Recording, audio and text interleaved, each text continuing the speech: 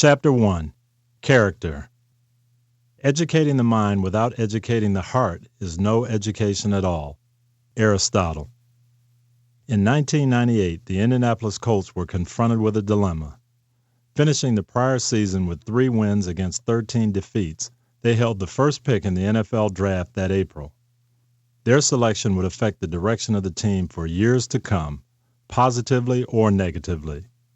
At the time, I was head coach of the Tampa Bay Buccaneers, so I was worried about my team in Tampa and didn't realize what a huge impact the Colts selection would have on my life.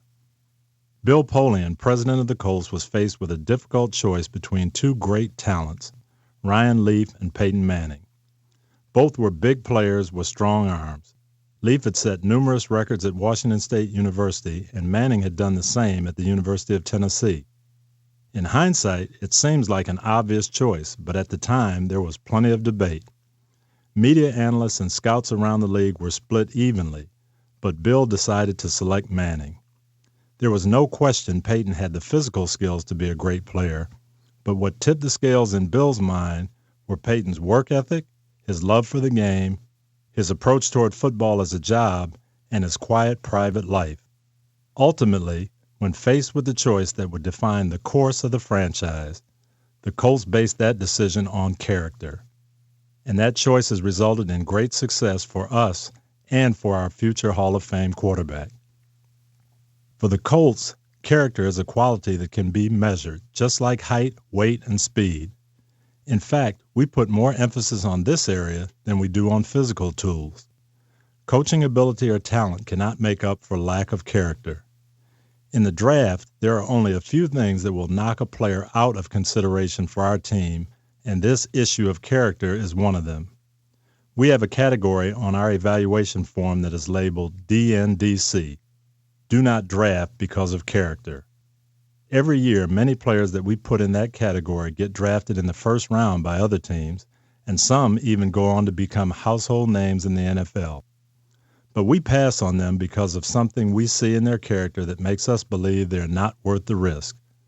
Most of the time we're right, and those times when we are make it worth even those times when we're not.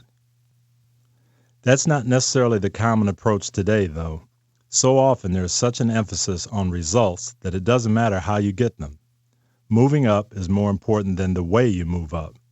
It doesn't matter what kind of person you are, just what kind of player you are. It doesn't matter if you follow the rules or break them, just as long as you come out on top. After all, that's what everyone will remember at the end of the day. That's why we have to have steroid testing in the NFL. That's why medals are forfeited in the Olympics. Competitors have to ask themselves, since everyone is doing it, if I want to have a legitimate chance, I have to do it too, right? What you do is not as important as how you do it. Those are the words that keep coming back to me when I'm tempted to choose what is expedient over what is right. People who bend the rules to get ahead usually get caught in the long run. But even if they don't get caught, they'll always know how they made it to the top.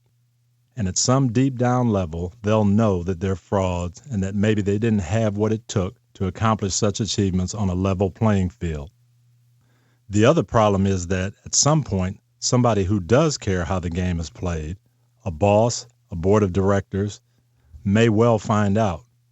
For me as an employer, how you do your job has always been more important than what you do.